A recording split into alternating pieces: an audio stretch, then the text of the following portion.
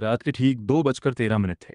आसमान में काले बादल छाए हुए थे और तेज बारिश सुनसान हाईवे पर लगातार बरस रही थी। सड़क के दोनों तरफ घना जंगल था, जहां पेड़ों की लंबी परछाइयां अंधेरे में ऐसे हिल रही थीं जैसे कोई छिपकर रास्ता देख रहा हो।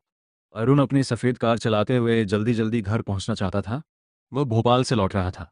ऑफिस का ज़रूरी काम खत्म होते होते देर हो गई थी। उसकी आंखों में नींद थी, लेकिन दिल में एक अजीब बेचैनी भी। कई बार उसे लग रहा था कि कोई उसका पीछा कर रहा है, लेकिन पीछे देखने पर सड़क खाली मिलती। उसने खुद को शांत करने के लिए रेडियो ऑन किया। कुछ देर तक पुराने गाने बजते रहे, फिर अचानक रेडियो में खरखराहट शुरू हो गई। खर अरुण ने चैनल बदलने की कोशिश की।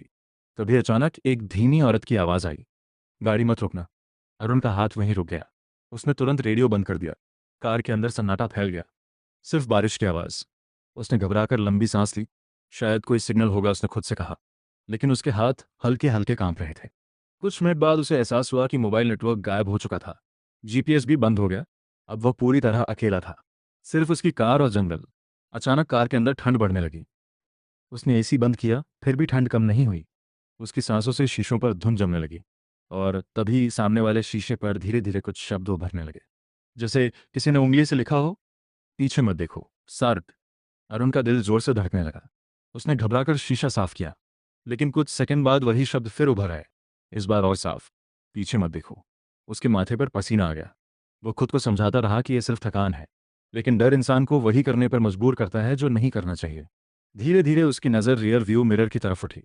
पहले पीछे सिर्फ अंधेरा दिखाई दिया, फिर पिछली सीट पर कुछ हिला। अरुण की सांस रुक गई। उसने ध्यान से देखा। पीछे एक औरत बैठी थी।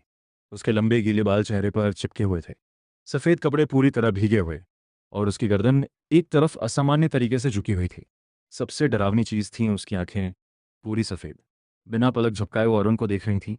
अरुण डर के मारे चीख पड़ा। उसने तुरंत ब्रेक दबाया। कार सड़क पर फिसलती हुई जोर से रुक गई। उसकी सांसें बेकाबू हो चुकी थीं।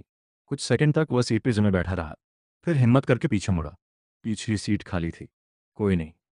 नहीं, ये सच नहीं हो सकता, वो बड़बड़ाया। तभी उसकी नज़र सीट पर पड़ी। गीले पैरों के निशान, जैसे कोई अभी वहां बैठा हो। अरुण के शरीर में सिहरन दौड़ गई। उसने तुरंत कार स्टार्ट की और तेजी से आगे बढ़ गया। अब वह बार बार शीशे में देख रहा था, लेकिन पीछे कोई नहीं था। करीब 10 मिनट बाद उसे दूर हल्की रोशनी दिखाई दी। एक पुराना ढाबा। अरुण ने राहत की सांस ली और वहां गाड़ी रोक दी। ढाबे पर सिर्फ एक बूढ़ा आदमी बैठा था। उसकी लंबी सफ़ेद दाढ़ी थी और आंखें अजीब तरीके से शांत थीं। अरुण अंदर गया। पानी मिलेगा? बूढ़े ने बिना कुछ कहे गिलास आगे बढ़ा दिया। अरुण ने कांपते हाथों से पानी पिया। तभी बूढ़ा धीरे से बोला, तुमने उसे देख लिया ना? अरुण के हाथ से गिलास गिर गया। कब? किसे? बूढ़े ने उसकी आंखों में देखते हुए कहा, सफ़ेद कपड़ों वाली लड़की। अरुण का चेहरा पीला पड़ गया। आपको कैसे पता? बूढ़ा कुछ देर चुप रहा, फिर बोला, क्योंकि वो आज भी उसी सड़क पर घूमती है। ढाबे की लाइट हल्की हल्की झिलमिलाने लगी। बूढ़ा धीमी आवाज में बोला, 3 साल पहले इसी जंगल में एक भयानक एक्सीडेंट हुआ था। एक लड़का और उसकी मंगेतर रात में इसी रास्ते से जा रहे थे। लड़का शराब के नशे में था। कार पेड़ से टकरा गई। लड़का किसी तरह बाहर निकल आया, लेकिन लड़की अंदर फंस गई। अरुण के हाथ कांपने लगे। बूढ़ा आगे बोला, लड़की घंटों मदद मांगती रही, लेकिन वो लड़का उसे छोड़कर भाग गया, और लड़की अकेले मर गई। अरुण की सांस भारी हो गई। उसे लग रहा था जैसे उसका सीना फट जाएगा। फिर? उसने मुश्किल से पूछा। बूढ़ा धीरे से बोला, फिर वो लड़की वापस आ गई। अब वो हर गुजरने वाली कार में बैठती है, और जिसने भी उसे देख लिया वो कभी सुरक्षित घर नहीं पहुंचा। अरुण डर गया। मुझे जाना होगा। वह जल्दी से उठा, लेकिन बूढ़े ने उसका हाथ पकड़ लिया। उसकी पकड़ बर्फ जैसी ठंडी थी। अगर वो फिर दिखाई दे, बूढ़ा फुसफुसाया, तो पीछे मुड़कर मत देखना। अरुण तुरंत वहां से निकल गया। बारिश अब और तेज चुकी थी। कार की हेडलाइट्स मुश्किल से सड़क दिखा रही थी। उसने गाड़ी की स्पीड बढ़ा दी। तभी पीछे से किसी के रोने की आवाज़ आई, धीमी, दर्द भरी, जैसे कोई लड़की सिसक रही हो। अरुण का पूरा शरीर जम गया। उसने धीरे धीरे रियर व्यू मिरर में देखा। पीछे वही लड़की बैठी थी। इस बार उसका चेहरा साफ दिखाई दे रहा था। आधा चेहरा कुचला हुआ, त्वचा फटी हुई, आंखों से काला पानी बह रहा था, और होठों पर डरावनी मुस्कान। वह धीरे से बोली, तुम मुझे छोड़कर क्यों भागे थे? अरुण चीख पड़ा, नहीं। उसने कार की स्पीड बढ़ा दी, लेकिन लड़की वहीं बैठी रही। फिर अचानक कार के सारे दरवाजे अपने आप लॉक हो गए। टक। रेडियो अपने आप चालू हो गया। अब सिर्फ एक आवाज़ गूंज रही थी, अरुण, मुझे बचाओ। अरुण की आंखें डर से फैल गईं। यह आवाज़ वो पहचानता था।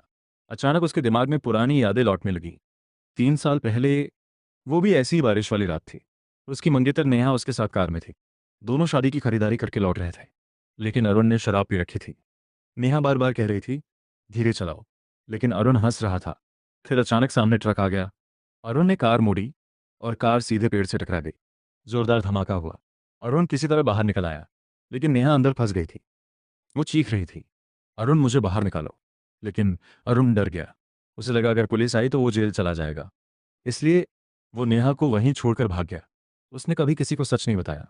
सबको यही लगा कि नेहा हादसे में तुरंत मर गई थी, लेकिन असलियत ये थी, वो घंटों जिंदा रही थी, अकेली, डरी हुई, मदद मांगती हुई, और फिर धीरे धीरे मर गई।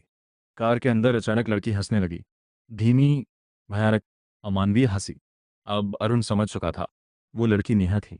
उसकी आंखों से आंसू बहने लगे। मुझे माफ कर दो। नेहा धीरे धीरे उसके करीब झुकने लगी। उसका चेहरा अब बिल्कुल अरुण के पास था। सड़े हुए मांस की बदबू पूरे कैबिन में फैल गई। उसने फुसफुसा कर कहा, अब तुम्हारी बारी है। अचानक कार अपने आप तेज होने लगी। स्पीडोमीटर 140 पार कर गया। अरुण ने ब्रेक दबाया, लेकिन ब्रेक काम नहीं कर रहे थे। सामने वही पुराना पेड़ दिखाई देने लगा। वही पेड़ जहां 3 साल पहले हादसा हुआ था। अरुण जोर जोर से रोने लगा, प्लीज नेहा मुझे छोड़ दो। लेकिन नेहा सिर्फ मुस्कुराती रही। फिर उसने धीरे से अपना ठंडा हाथ अरुण के कंधे पर रखा। घर चलो। अगले ही पल धड़ाम, जोरदार टक्कर हुई। पूरे जंगल में आवाज गूंज उठी। फिर सब शांत हो गया। अगली सुबह पुलिस को जंगल में एक जली हुई कार मिली। अंदर एक आदमी की अधजली लाश थी। लेकिन सबसे डरावनी बात यह थी, कार वही थी जो 3 साल पहले हुए हादसे में खत्म हो चुकी थी। वही नंबर, वही मॉडल। जबकि रिकॉर्ड्स के अनुसार वो कार कबाड़ में जा चुकी थी। पुलिस को आसपास किसी दूसरे इंसान के निशान नहीं मिले, सिर्फ कीचड़ में बने नंगे पैरों के निशान मिले, जो जंगल की तरफ जा रहे थे। उस दिन के बाद से उस सड़क के बारे में अजीब कहानियां फैलने लगी। लोग कहते हैं, बरसात की रातों में वहां एक सफ़ेद कार दिखाई देती है। अगर कोई ड्राइवर उसे देख ले, तो पीछे वाली सीट पर एक लड़की बैठी मिलती है। लंबे गीले बाल, टूटा हुआ चेहरा, सफ़ेद आंखें, और होठों पर डरावनी मुस्कान। वह धीरे से सिर्फ एक बात कहती है, मुझे घर छोड़ दो,